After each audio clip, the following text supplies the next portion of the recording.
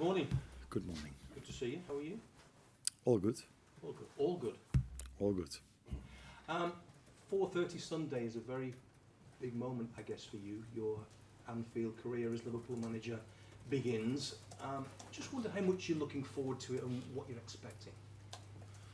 It's not going to be the first taste because we played Sevilla already, but it's clear that it's the first league game at Anfield, and looking forward to it. But I'm looking forward to every game I've played in the past as a manager, and also to this one. Yeah. It's going to be a big crowd, probably twice as big as the one you played in front of last Saturday. How do you manage the nerves? Are you a nervous manager? I hope they are twice as loud as the Ipswich crowd, because the Ipswich crowd was really, really, really loud. So I'm hoping the fans can be twice as loud then as the Ipswich ones. That would be a big help for us. But no, I'm not nervous at all. Certainly not at this moment, because I'm in the middle of preparation, prepare the team for Sunday, and actually, no, nerves are not there. Not even at 4:25 on Sunday? No, it wouldn't be a good thing. If you've got nerves, then probably you don't trust what you did before. You just don't trust your team. And I trust what we as a staff do during the whole week to prepare the team in the best possible way. And I trust the team a lot as well, again on Sunday. I know you've been asked in recent weeks about new signings, and obviously you've been reluctant to talk about them. Mamadashvili, is that a deal that's done or very close to being done? I think you know already the answer. So if a deal is done, then you will hear from us. Until that moment, we don't speak about transfers or players that are not ours. You don't seem worried at all by any lack of activity? No, because I trust the team. And I've said many times before, I inherited a real good team, a team of many young players as well. And I think we all know that especially young players can develop at the ages they're on at the moment. So we just try to work as hard as we can with them. And we trust them a lot, and they've proven last week that they earned this trust, and I'm hoping that they show the same on Sunday again. Good luck. Enjoy the day. Thank you. I will. Just going on from that theme, there was such a difference in terms of the first half performance versus the second half performance. How do you feel you are getting on in terms of being able to explain to the players what it is you want from them, and then buying into that? I think we're on a good track, if that's the way to say it. So, but we have to understand that some of them are only here for 3 weeks, and there's quite a large part of our group is with us for 3 weeks. So, and it's not only about us; it's also about the opponent, what they bring into the game. And I think I said it before that Ipswich put a lot of energy in the first half to make it really difficult for us, and or we stepped up, or Ipswich were not able to keep bringing the same energy in the second half. And I think it was a bit of both. And we got a bit more space, and then you can see how well these boys can play. But there's still a lot of work to do. But it was a good first step, especially the second half. And in making substitutions at half-time, when you look at the quality of the bench that you've got, it must be great to see those options that you have. But in making sure that you are not afraid to make substitutions, are you partly learning more about the squad that you have, but also trying to create some competition? Oh, I'm learning every day still about these players, about the individuals, and also how they cooperate with each other. So,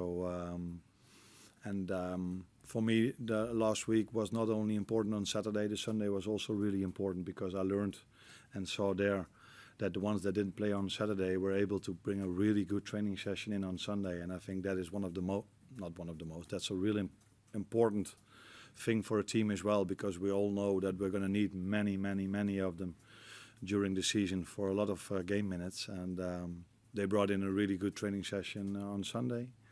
And that will help them and us for the rest of the season. And yes, I am still learning new things about the players, which is normal, because like I just said, with some of them I only work for 3 weeks. So still seeing new things from them. Arne, how's Joe Gomez? Do you feel like his head's in the right place for this weekend? Yeah, it's been in the right place for 3 weeks. So he's worked really hard since he came back, but He didn't play a lot at the Euros. When he came back and in the first sessions he couldn't train the whole session, so we had to manage his load a bit, and that was also the reason why he wasn't in the team last Sunday. But this week he had a good week, so in terms of load, how much he could do with the team. So yeah, he's one of the players that I see new things from and learn things what I see from him, also combined with other players. So it's been a good week for him and for us till now. And the club have done some notable business with Brentford this window. Just wondering how much admiration you have for their model and how they go about things on the pitch as well. For Brentford, you mean? I think they brought in two really talented and good players. And then you could ask yourself the question, why do they leave? Now, the both of them have played a lot of minutes last season, and I think the both of them wanted to continue that journey of playing time.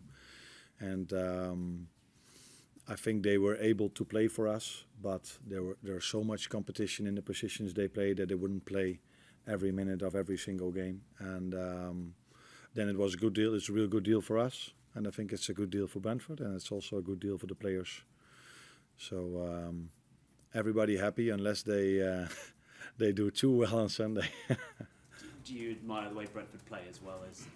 Yeah. You can see that their manager is there for a long time already. They in the last game against Crystal Palace, they could play a 4-4-2 and could play a 5-3-2, so they can change systems within a game. And I think that's hardly impossible if you work with a group for 3, 4 or 5 weeks, let alone maybe even after a year it's still not possible, because it's so difficult to bring the best out of them in one system. So if you can play two systems with them, yeah, you have to make the conclusion that Thomas Frank is doing a real good job over there for a lot of years already, and they played a real good first game as well as a good pre-season. So it's going to be a challenge for us on Sunday again to play them. How has Jarell Kwanzaa reacted since being taken off at half-time against Ipswich? In a way you would expect a player to react. So I spoke to him immediately after the game.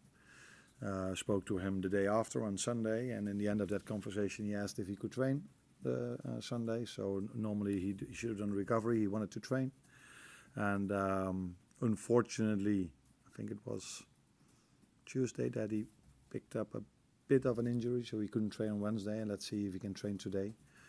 But he reacted in a way every player should react, but I don't think there was that much into it, although maybe the language was a problem, because what I said was he did not lose every duel, but he lost one or two important ones, and one of them was just before half-time.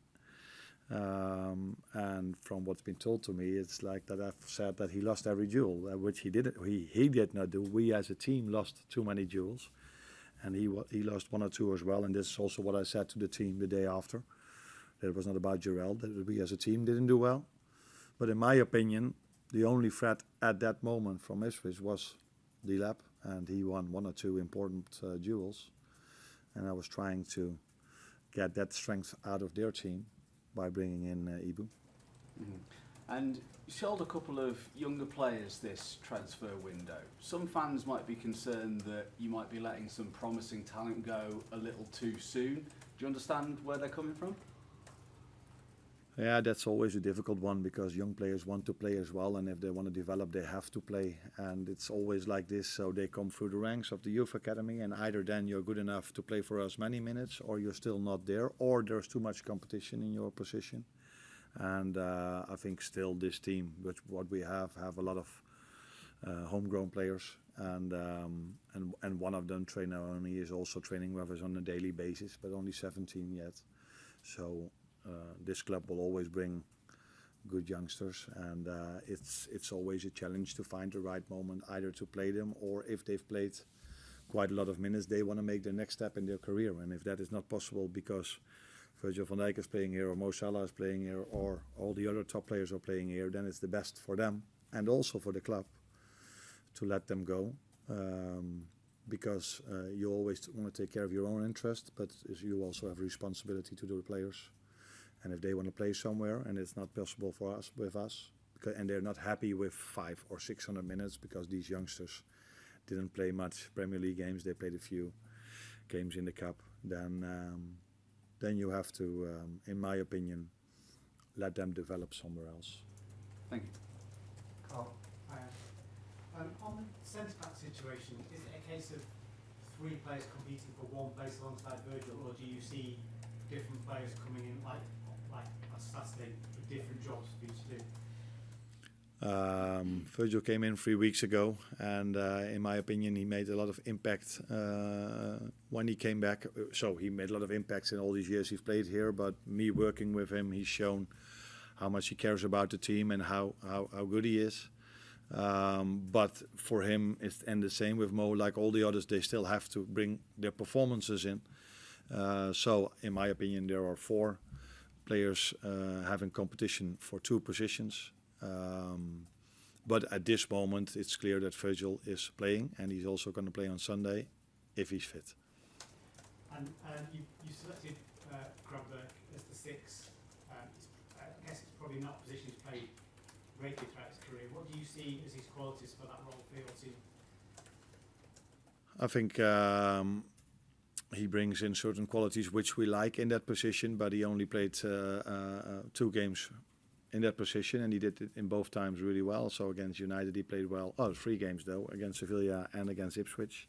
Now only one of them was a game that matters in terms of a Premier League game. So he has a lot to prove in that position still. But first games he did well. But like with all of them, it's not about the individual. It's always what the team around them do for him. What he has is he has running capacity, so he can keep on running. He has a night height, and he's really comfortable with the ball. So he has some attributes that he could play in that position, but still a lot to prove for him, as for all the others. And we have other options in that position as well. So interesting competition in many positions. Yeah. Any more for the breakout? James? Arne, just on Joe Gomez, can I check then? Is your understanding is you expect him to be here for this season? You're not expecting any movement on that? At this moment, I'm expecting everyone to be here. But like you know, you're maybe even longer in football than I am. Looking at you, you're a little bit older than me. Yeah.